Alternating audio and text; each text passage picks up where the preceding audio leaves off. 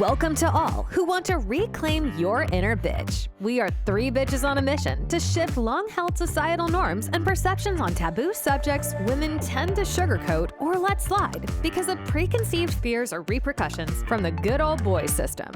Please join us on our journey of self-growth, embracing women's empowerment while loving our counterparts, destigmatizing slang words, addiction, recovery, and discovering how to break societal norms and to live our best lives authentically. All right, let's dive into this episode.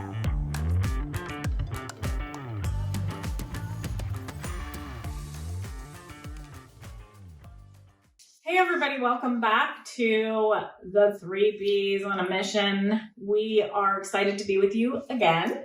Welcome. And we want to have a whole different topic of discussion. One that definitely is not talked about very often. Hardly ever. And one that I think is going to be very thought-provoking. Mm-hmm. So let's jump right in. We're going to be talking about integrity.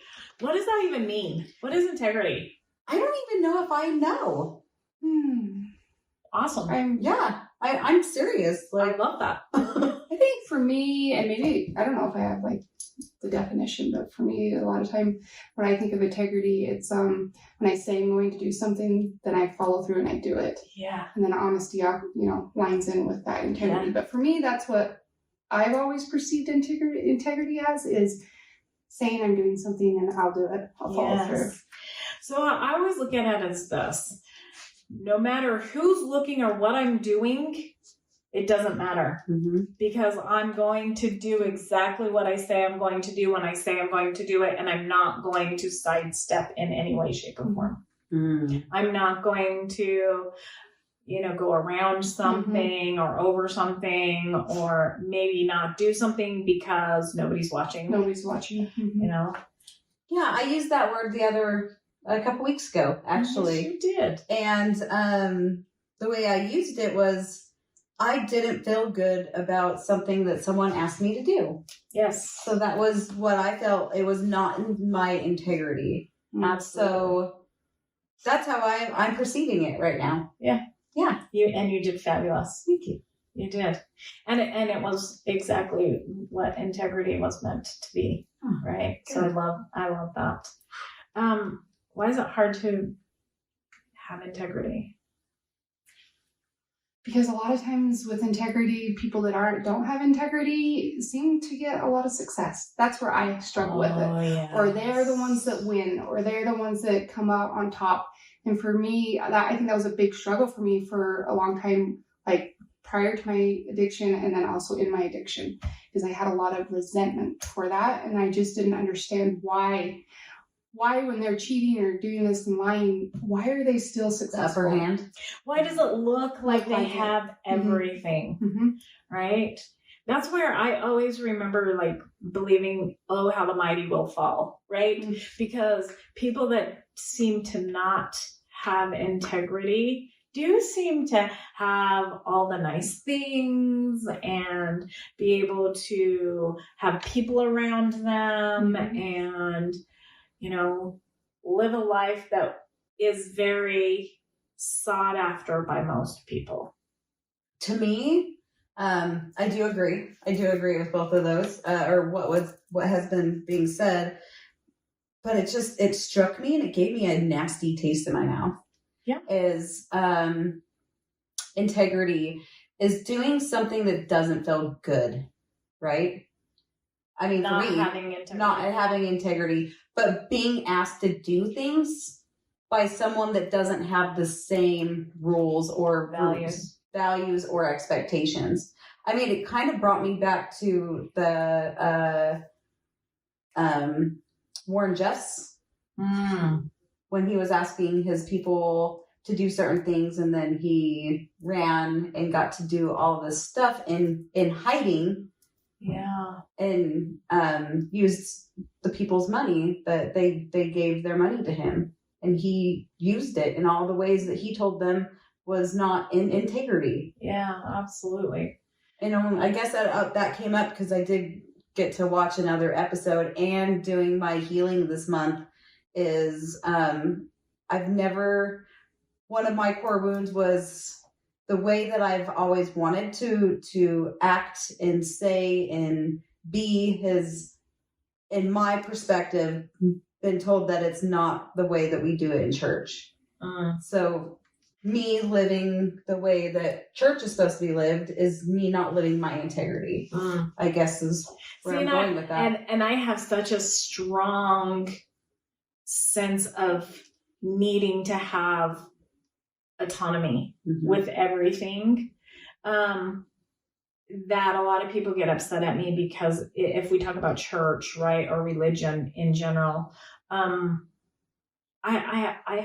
have to have that integrity. It has to sit with me in order for me to feel comfortable saying or doing it. Yeah. And I think that's what you're sharing. I'm sharing, that. And like I said, everything that I say is from my perspective. Yeah, sure. Not how maybe, I mean, it was for me. It's true to me, is what I'm saying. Yeah. Absolutely. And not calling out names or what religion or what that looks like, but it definitely had me looking at integrity of what religion is. I really don't think that there is a certain name of a religion. I think all religions have certain aspects in them. I mean, because I love theology. I love learning about different religions and finding the similarities as well as the differences. Oh, absolutely. Yeah. And so I love theology. One of the things that I've recognized and realized is there are so many pieces that are similar. And so I don't think it really matters what religion it definitely is. It just is. It's weird and uncomfortable for me to even talk about it because again, like my integrity, everything against me is telling me I'm like shouldn't be doing it. Blasphemous. Yes. Yeah. So I'm going against my norm and I'm speaking to my truth. Yeah. I'm being in my integrity. I love that. Julie and I actually had a conversation about some things that like could be looked at as blasphemous the other day, and I loved that. I loved having that little conversation about that, and looking at different perspectives and views on what that might look like. Because every single person has that integrity piece. As long as you're living in that integrity, like religion doesn't have to be a scary thing, right? It doesn't have to be like something that separates us. It doesn't have to be something that I have to say, well, I'm a different religion than you, so I don't like you. It really is about saying like, because I'm okay and I'm an integrable person, you can believe what you want to believe and do what you need to do. You can believe what you want to believe and do what you need to do. And it doesn't have to affect me in any way, shape, or form. And I think that in essence covers all of integrity. Yeah. Right? Yeah. Yeah, I think the way that you're talking about living in your integrity, and I was just processing a few things for myself there. And I think early on, before my addiction, I was looking at things a lot like that, as far as looking at how other people were living, not in their integrity or with integrity. And like I was saying, I built this resentment, right? And so what I've found since I went into recovery is when I'm living true to what I believe, when I have my intentions are pure, and I am doing what's right by what I believe, my morals and values, which everybody has different morals and values, right? I'm able to give grace to those others, you know? Absolutely. And I'm just noticing that my ability to flow with life seems so much easier because I'm not worrying about what everybody else is doing. Because your integrity says you're okay, right? It doesn't matter who's watching. You have that integrity to be autonomous. Yeah. Right? And I love that. And today it's a whole lot, it's way different than what I would have thought of. I can say today, God, and know that like, I believe in God. And that's big for me. And some people, I had trauma with that word for a long time. Mm. because of the way I perceived it when I was younger. Mm-hmm. And today, I have put everything together, which is universe, source, energy, Mother Earth, Father Sky, like all of this stuff. And I was calling it like 10 different things. And today I can put it together and call it God. Mm. And that's in my integrity. Mm-hmm. And it's so funny that when I had that word, God, when I had the reaction before, I felt like it was out of my integrity to even say the word. Mm. And today I can. That's very interesting because I think you might have been holding on to what other people wanted your integrity to be. Perception of it. Yeah, absolutely. And so having that belief that to be integral, you had to grab their value, and that was the only way that you could be you could have integrity. Yeah. So I agree. Yeah. So that's amazing that you can like look at that today, right? Definitely. And then, I think as somebody in recovery, that is a huge piece, right? Mm. That being able to identify your higher power, whatever you decide to call it. Yeah. Right? Today I do as well choose to call my higher power God. But that was a work in progress for me. It sure is. Yeah. Because we have so much tied into it that is not allowing us to live in an integrity state. Yeah. There's difference between spirituality and religious. Yeah. Yeah. And it is a touchy subject. And I think that's why we're here. Yeah. To talk about those things and not make anyone wrong or right. So I just want to clarify for everybody something, if that's okay. Yeah. There is a huge difference between spirituality and religiosity. In fact, the funny thing is that I was doing a group on spirituality one time, and one of my coworkers, he said, "You used a word that's not even a word, Shelly." And I said, "What's that? What are you talking about?" And he said, "What is religiosity? That's not even a word." I promise you it's a word. You can look it up. It really is a word. I was kind of thinking the same thing, so thanks. Yeah. Just saying. So the reality is spirituality. Let's break it down. So spirituality comes from within us. Mm-hmm. It's us connecting to that part of us that is divine. Right? Mm-hmm. And in so many different things, we call it so many different things. Right? In yoga, we call that namaste. Yeah. Right? The God in me sees the God in you. The divine in me sees the divine in you. Whatever that looks like for you, you're connecting to that higher portion of who you are, or your integrity. Yeah. Your integrity piece. That's where that comes in. Yeah, absolutely. Mm-hmm. And so spirituality is that piece of it comes from within me. It's me connecting to the divine within myself. Mm-hmm. That religiosity is like-minded people going to a like-minded place to talk about like-minded view. And it could be anything. We talk about church, right? Church is religiosity because it's like-minded people going to a like-minded place to talk about like-minded views. Guess what is also religiosity then? Us coming here. We're talking about like-minded views, right? Like-minded people talking about like-minded views in our studio. Here we are. So welcome to church.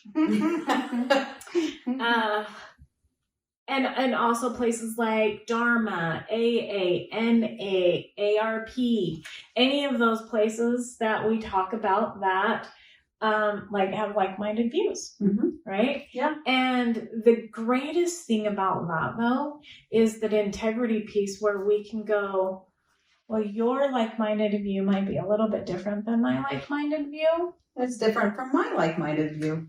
And that's okay. Because I still love you guys. I don't have to have the same everything for us to have the ability to connect and use our integrity. Because integrity really is also about me being able to say, I honor what you say, think, feel, and believe, and I honor what you say, think, and feel, and believe. I honor what you think, say, and believe, and I don't have to to discredit what my beliefs are. Because what's true to me is true to me, and what's true to you is true to you. Yes, absolutely. But I want to go back to one of the things that we've been talking about, and you mentioned, like these pieces of, it looks pretty when somebody's getting away with something, right? They're not living in integrity. It looks pretty, and what I mean by that is, they have a boat, and they have the biggest house, and they make a lot more money, and they keep a lot more money, and they have the fancy everythings, and yet when we know that they're not people that are living in an integrity state, it really is a struggle sometimes for us to remain in integrity. Well, I would honestly believe that it kind of, in my addiction, I did question God on that. Yes. Why is that fair when they're living dishonestly, or, I just had a really hard understanding of that. Why did they get the upper hand? Because I felt like I was doing everything down the line, for my addiction, and it just didn't seem like it mattered with my integrity. Yeah. That's how it felt to me personally. I can see that. And I think it really started to make me wonder if God was there or if he was mindful of me. Mm-hmm. Because I wasn't getting, it just felt like I wasn't getting rewarded. I had expectations. I mean, that's what it was, is I had expectations on God. Weird. Well, we have expectations that if people aren't living in their integrity, they should be held as accountable as we're being held accountable. Mm-hmm. And when it doesn't happen that way, it's really hard, right? It's really hard to sit and know that I'm sitting here I'm holding myself accountable, and other people are holding me accountable, and I'm making the change, and I'm being punished, right, by having the consequences for my actions or my inactions, and other people are not. Yeah, that is a really hard thing for me. Yeah, it's absolutely a hard thing. That kind of brings me back to when you don't know, and you don't know to do anything different, right? And when some people, I'm going to use for instance, is addiction, right? Some people go, I don't get why this person does this, this, and this, and this. Mm-hmm. Don't they just get it? Can't they just choose not to? Mm-hmm. But when this person, per se, has been raised this way, and that's all that they know, do they know to do anything different? Until they know. And they get to learn, we get to get up and brush our teeth. We get to get up and go to school. We get to do that. You know what I mean? Mm-hmm. Does that, I don't know. What do you think about that, I guess, per se? So if I'm understanding where you're headed with this, so everyone's integrity is different. So I guess. Yeah, well, absolutely. Yeah. Because like you're saying, we come from 3 different backgrounds. Absolutely. Right? Yeah. And so, if I'm raised with an addict that is an active addiction, all of these things, I'm going to have a different set of values than you are. Yeah. I'll tell you a story, and maybe this will be helpful. Yeah. So my grandfather is Native American, and when he was younger, I think he was 13, 14 years old, and he went and got him a job. Very first job that he was bringing home some money. And he was a ditch digger, and he cleaned out septic tanks. Mm-hmm. So with his first paycheck, he went and bought him a shovel. And he went home, and he was so proud that he had bought himself a shovel. He could work more. He was a hard worker. And his dad his dad looked at him, and he said, why in the hell would you buy something you could steal? Integrity. And that's exactly guess. what you're talking Yeah. about. So even though my grandfather wasn't raised with somebody that was an integrable person, he had integrity. Mm-hmm. And that was important to him. And so sometimes we have this inner guidance that keeps us going with integrity. Mm-hmm. And other times we just don't know Mhm. because we weren't raised with it. Mhm. Right? And they're knowing, because some people, I guess that's part of my design, is to see things from a different point of view, right? Mhm. And per se, I was raised without a house, on the streets. Mhm. And in per se, my dad's integrity was to have to go still to get food to feed the family. Right. He was going to go at all lengths to make sure that the family was fed. Mhm. Even though, like, maybe it could have been turned around and he could have got a different job and done stuff different down the road. But what he knew is he just needed to feed the family right now. Right. So, And that was him being integrable. yeah. Absolutely. So 100%. I love different point of views and bringing in different aspects. Mhm. Because my integrity, I look at things and sometimes I question, I'm like, what the hell? You know what I mean? Absolutely. And I get to question myself on that sometimes. Well, why do I think that?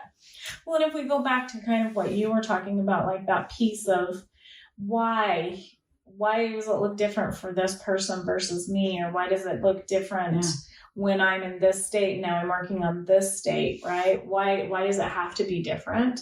Well, I've got to this place where, like, I don't want to question that anymore. I get to look at it and go, you know what? I feel really sorry for that person because that person knows better. Mm-hmm. That person had grown up with integrity. That person is choosing to not have integrity and not live in that state. Maybe take a shortcut. Because it's profited them to not. Mm-hmm. So it's going to catch up in lots of different ways eventually, right? But most of the time we don't see that. Yeah. Right? And so we get to live in this, I call it the picture glass window, right? Mm-hmm. We view people's lives from the picture window in the front of somebody's house, right? That picture window is the only view that you have into what their life is really truly like. And they can paint that picture. Got the green grass, they got the white picket fence, and they got that door painted just the right color. Yeah.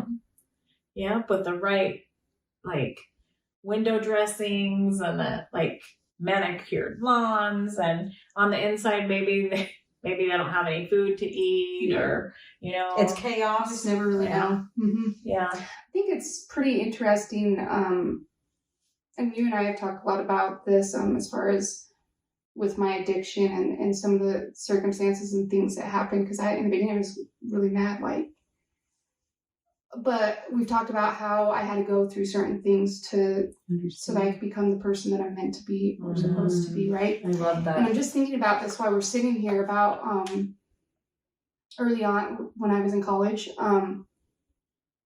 how my belief in God, I had a very shame-based, fear-based Yeah. Mm-hmm. belief in God. That was my relationship. And of course, then I had those expectations. If I'm doing this and this perfect, then I should be able to get this blessing, right? Yeah. I had these expectations, and then I think I did have to go through addiction. Yeah, absolutely. I had to go through addiction to understand, because I definitely had moments that I did not have integrity. Now, granted, if I said I was going to do something, I always showed up and did it, Mhm. but was it, it wasn't a life of integrity for sure during that time of my Sure. life. But just as I went into recovery, I've noticed that my ability and my knowledge in God and being able to connect with God, that my ability to just choose to do what's right, Mm. because not out of fear Mhm. of God, but The way it makes you literally, feel. the way I make it, it Yeah. makes me feel. It's an interesting thing that I think I had to go through those phases to actually, because I've just always been an integral person, Mhm. but now I don't have those stipulations with God, and I don't have this where I wonder why people aren't getting punished, or why do they keep getting the good stuff. Like, I just am so grateful for the shift. Well, I think a lot of that comes back to bargaining, right? If I do what I know is right, you're going to bless me, or you're going to give me, right? And believing that there's this fair exchange for our integrity. And there's never a fair exchange for integrity. Integrity really is an inside job. It's something that I have inside of me, that I do, and that I learn, and I continue to have grow. Growth. Right? Yeah. And so I love that you brought that up, because, you know, especially like new on our journey, it really is a piece where our frontal cortex is shut off first and foremost. Anytime that you have any kind of substance on board, your frontal cortex shuts off, and your frontal cortex is all about making you the person you are. It's about your moral reasoning, your judgment, like all of those pieces. And so it can't be working while you're using, because we do things that are not correct, that we know are not correct, that don't have integrity to them. And so we actually have to have an ability to have that shift, like you were talking about, in order to see where we were at, and that those things that we did aren't us. They aren't that's not that integrity piece of myself, which sometimes we lose that. Sometimes we lose the ability to see that it really wasn't us, right? These are things that I did because I was going to survive. I had to survive, right? So, I love that, because that is, and thanks for sharing that. Because I am blessed. I feel so, blessed is just the word that comes to me, is being able to go through addiction. And I judged a lot of people for what they did in their addiction. And it was people I loved and people I didn't love. And being able to go through addiction myself, I was able to see I wasn't cognitive. There was no integrity. Like, well, it wasn't that you didn't have integrity. It was that your frontal cortex had stopped working. Yeah. It completely shut down. And I did things in my addiction that I wasn't proud of. So when I got to rehab, because that's where I needed help to stop. That's where I was at. I was so full of guilt and shame of that. Yeah. That whole thing. And I know I have integrity, but I knew I didn't feel good about the things that I did, but I didn't care that I didn't care. Yeah. That is so weird. Like, I can see it today, and thank goodness that I can do the inner work. Yeah. And not hold myself captive for that my whole life, for the things I did during my addiction. Well, here's the amazing part that I want to share with everybody. When our frontal cortex shuts down, it doesn't stay shut down. When we get into recovery, it takes 100 days before our frontal cortex starts processing and working again. So that's when we start seeing that shift from that person that believed that I was wrong, that I was this terrible being, to the ability to go, oh my gosh, it wasn't really me. It was, I'm not proud of the things that I did. And now I know it wasn't because I'm a terrible person. It was because my brain was saying I had to survive. And I had to survive by doing these things in order to continue what my brain was telling me I needed in order to survive. Right? That hits so hard. Because for us as individuals, we are hardwired to survive. And our brain has a fight, flight, freeze, or fawn in order for us to survive. We have a limbic system, which is also called the reptilian brain. And it's called the reptilian brain because we are hardwired to survive. And reptiles are not known to be very intelligent. And just do what they need to Yeah, for to survival. survive. That's it. Yeah. And so all the parts of our brains that make us us have to shut down in order for us to survive. And so it does. It brings up a lot of feelings and emotions because for the longest time we felt that was us, that we just didn't have integrity, that we weren't good people. And the thing is, I didn't think I could go a whole day without using. Of course you didn't, because your brain said, and I didn't want to stay there consistently. Yeah. And it took me so much to say, I'm done with this. Well, the part of the brain that works with that is our addiction lives in the midbrain. Okay. Yeah. And in the midbrain, it's responsible for food, shelter, and procreation. Yeah. Unless you do have the addict gene. And if you have that addict gene, your brain automatically takes over when you've used and said, this is not a need, this is not a want, it's a need. Yeah. And so you must do everything and anything in order to sustain life. And this becomes the number one guiding force for survival. Yeah. And so it wasn't that you couldn't because you didn't have integrity. It wasn't because you were choosing this, which I'm sure you guys heard that. I did too. I used to get so frustrated because somebody would look at me and say, why didn't you just stop? Because it's that easy. Why didn't you just stop? And there used to be a commercial that was like, they would slap your head and go, I could have had a V8.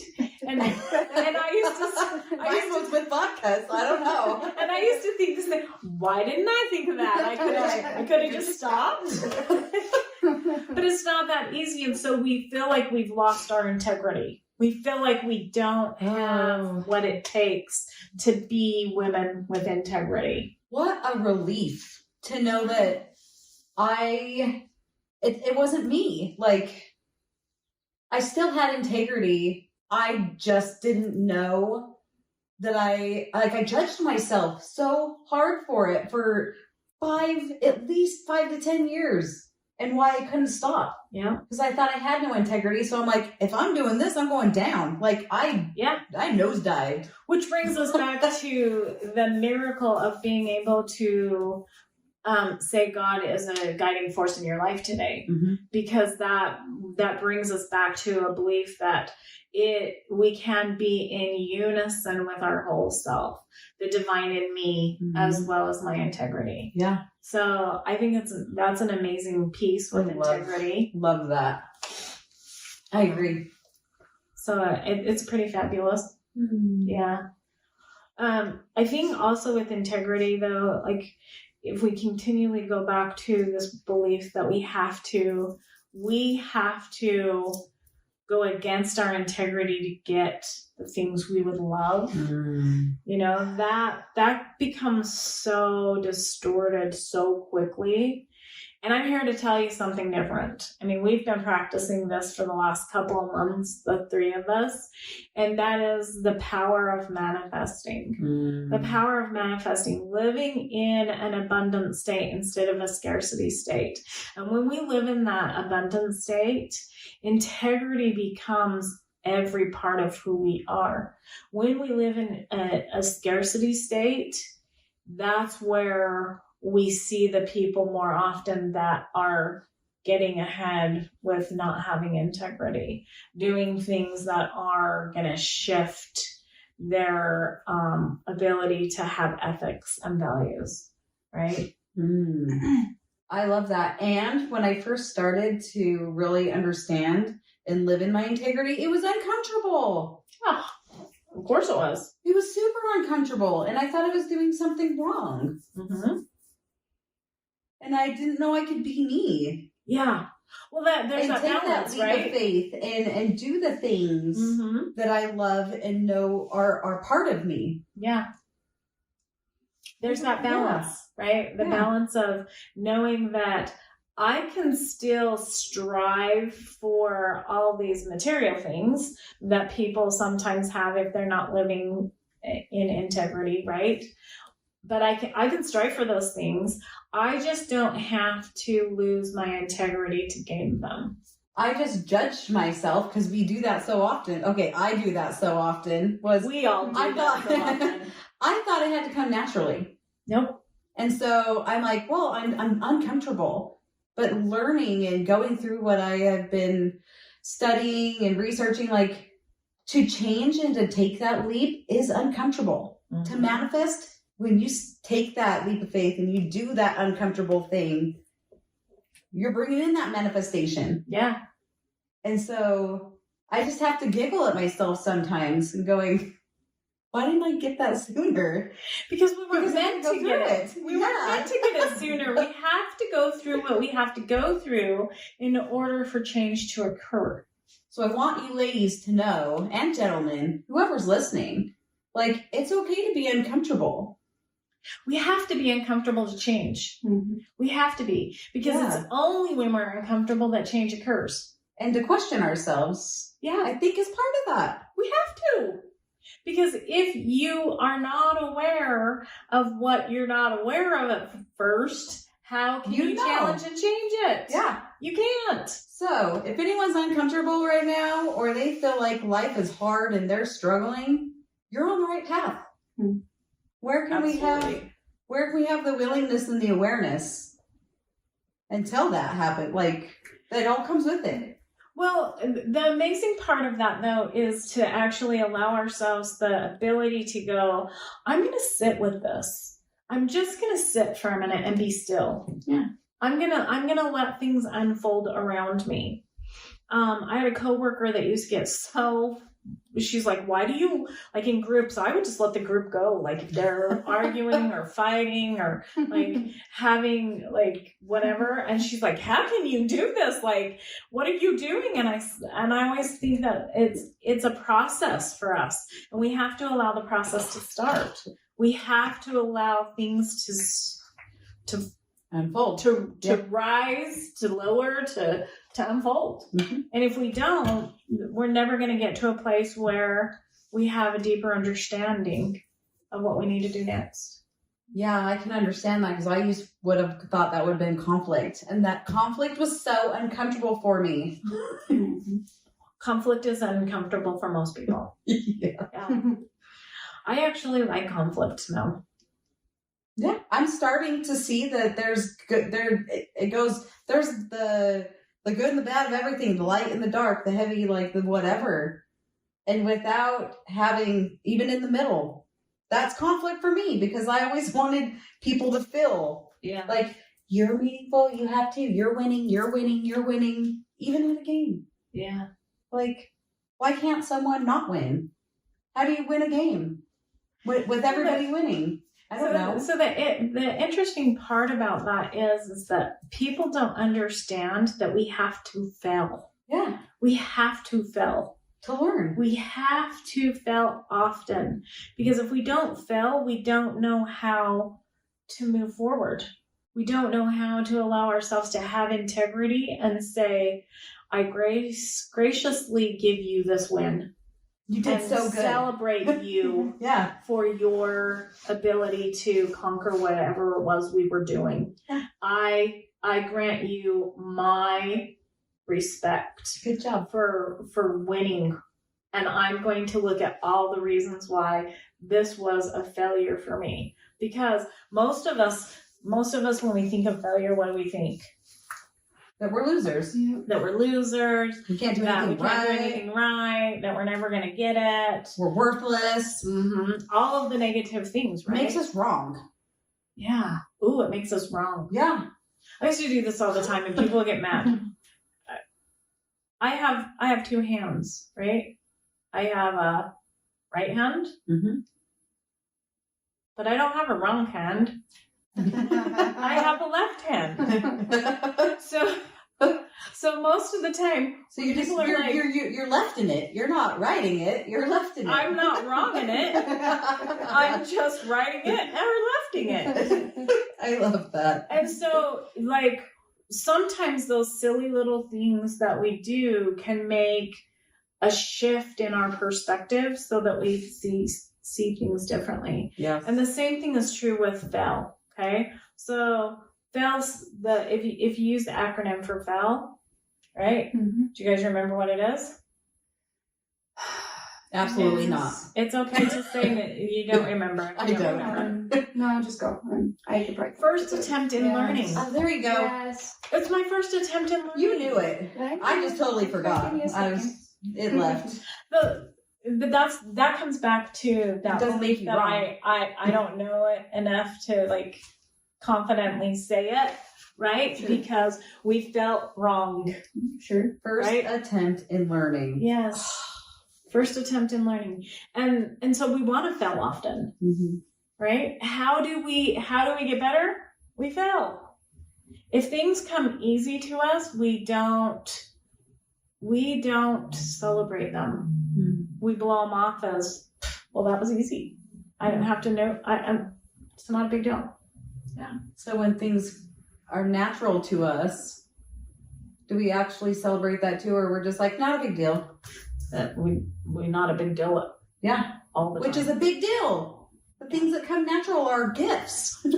Yeah. Well, even if they don't come naturally to you and you practice it, They're also gifts. it's still a gift. Yeah. In fact, it's a gift that you've actually cultivated to give more of, Mm-hmm. right? And so Sometimes it takes failure to have a gift. Like, absolutely. I'm full of gifts, and I lived on fear instead of intuition for a long time, and I still do that, and I still practice fear daily. Yeah. Not picking fear is what I'm saying, Mm-hmm. because fear is what comes natural to me, or what I thought came natural to me. It's what has in the past come natural. It's what when you're worked for me challenging. before, Yes. and it doesn't work for me today.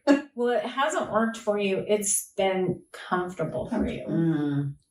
I like Made you that feel more. safe. Comfortable. Safe. Say that again. It made you feel safe. Yes, that made you feel safe. Because most of us gravitate to the negative. It's where Because we put our attention. negative is what we actually look for. We don't look for or expect positivity. Which is interesting, right? Especially when we're talking about integrity, because integrity is positive. And that brings back to what you were saying earlier. Like, it looks so easy for people, so maybe that's why we tend to go that way. Yeah. Mm-hmm. Yeah. Because we're like, oh, well, they did it this way. It looks so easy. Yeah. I can cut corners. Well, I think too, like with integrity, I don't know if you guys have ever been in a circumstance where your integrity's been tested or put to the test, Absolutely. and whatever side you decided to go with,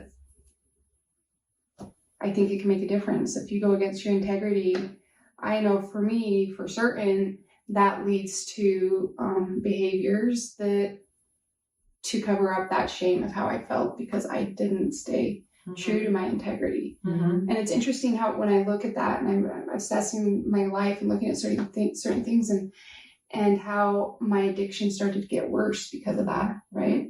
That's why I said I nosedived. I was like, I'm done. My integrity's gone. There's not, I can't even see it, taste it. Like, there's no sign of it anywhere. Mm-hmm. I don't care at this point. And it's just easier to keep going that way. Well, and that's really for me, like, at the end of the day, I have to be okay with me. Mm-hmm. And today, my integrity is very, very, very vital and very important to me. And I won't let somebody push me to a place that I questioned my integrity, or that they talk me into doing something that I'm not comfortable with. Or And to it feel happens. bad. And it happens often. Mhm. It happens often. Well, let's just do this and it'll be okay. Yeah. No, it won't be okay. I We're had not doing it. I had an interesting circumstance or thing that happened to me when I was in That came college up, with yeah. that. I played at SU, played basketball, and we were given a timed mile and a half that we had to train for during the summer. And everybody's times were different. And so mine happened to be the fastest time, probably because I was small and faster. And everybody else had different times, right? But to be able to pass that timed mile and a half, you had to do this strict training throughout the summer, and I was diligent, and I did more because it was really hard. It was really, really hard for me to get that timed mile and a half. Mm-hmm. And I remember the day that we went out and we were lined up to run, and they had all the coaches to do the individual times because everybody's times are different. And we're running, and we get to the end, and I'm finishing. And I obviously was going as fast as I could, and I crossed the line, and they are saying the time out loud, right? And it was 1 second. I hadn't made my time by 1 second. And I was like devastated. And when I went to report my time, my coach said to me, "What time did you get?" And I told her the 1 second over. I don't remember the exact time, but I told her the truth, right? Mm-hmm. And she asked me again, and I was like, She's like, no, tell me what time did you get? And I said it again. And she says, "I don't think you heard me. What time did you get?" And I said it again. I stood in my integrity. And the consequence of not making your time and a half was 2 months worth of early morning 6 a.m. rises where you were running 3 to 4 miles and you had to do all this extra training.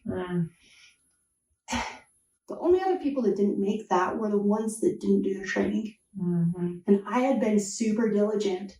I remember just being, and she told me afterwards, she says, "I asked you 3 times so that you would tell me a different time. a different time." Yeah. She's like, "I gave you that." And I was like, You couldn't. I couldn't, like, And I think the greatest lesson I learned in that, it wasn't about, I felt like that's what I deserved, not the punishment, right? Mm-hmm. And I go back that next morning, and for those 2 months, my whole team came. That's so I awesome. love My whole that. team Yeah. came. And I was like, I can't imagine sacrificing that experience just to save myself of that. Mm-hmm. But I thought a lot about that over the course of my life. Is like, would that made a difference in my, and I absolutely In your integrity. 100% believe it would have made a difference because of my connection with my teammates Mm-hmm. after that. And you gained that. Yeah. I love that. So to keep your integrity, you did what was right instead of 3 chances Mhm. to give that not true number to not have to deal with the consequences for the next couple months, Sure. which is huge. And I think honestly back then it was probably more fear. 1 Fear- second. Fear that someone would say she didn't make her time, or the consequence of that. But I think if I was in that same circumstance today, I think it would be different. Yeah. It wouldn't be out of fear. It'd be because I knew that that's what's right. It wouldn't be based on fear. So I can see that piece, but I also think that if you're truly honest with yourself, that you did stand in your integrity not because of fear. That could have been a portion of it, yes. But I mean, she gave you opportunity to go against that, and the knowledge that it was okay with her for you to not do that. So I think you're discounting your integrity piece there. So, and I think maybe we I do wouldn't that have a as lot. much resentment. Yes. Maybe. And the resentment is a big thing. Resentment, we'll do resentment sometime. We'll do something on resentment another time. Because it's a big part of what we're talking about. But I think you're discounting the integrity piece. So, and I think we do that a lot. Because I know, a story that I use often is, I was going in the convenience store and there was $100 bill on the floor. And I picked it up, and the person next to me was like, "Oh my gosh, I can't believe you just dropped that out of your wallet." I was like, "I didn't drop this out of my wallet. I found it on the floor." At this point, I had 2 kids. I think I was 19 years old. Could have used the $100. And we were dead Really broke, could've probably used didn't that. even have food in our house, right? And back then, $100 in groceries That's a would have went a lot. long way. But I was like, I didn't drop this out of my wallet. And I handed it to the clerk, and the clerk's like, well, what do I do with it? And I was like, I don't know, but it's not mine. Like, hopefully whoever dropped it will come back and get it. Right. But again, I had every opportunity to not live in integrity. Mm-hmm. And it wasn't for fear because, like, you can think a lot of things in a split second. Oh, yeah. And I went through it all. Like, I could feed my kids, I could feed us, like, put gas in the car. I mean, at that point, gasoline wasn't even $1 a gallon. So I could have done a lot with that $100 bill, but I couldn't because of integrity. I couldn't live with myself if I did that. Yeah. Who's having that $100 taken away Yeah. to I mean, benefit? I just don't think it would sit well, right? No. I don't think it would have ever sat well with me to not go to the morning run. Yeah. I don't think it ever would have. And I think that's probably what I was leading towards, is that when I got into my addiction and started pulling away from my true self and my true, values, morals and values, Mm-hmm. is how that just made it worse, my Yeah. addiction. Yeah. I find integrity, how I work on that today is I catch myself with my white lies. When I could say, I had pizza for lunch today. Did I have pizza for dinner? No, I didn't. Like, why would I say that? I seriously have been a dishonest person. Just saying things to just say things to either feel better or look better or whatever that looks like. And it's has not been in my integrity.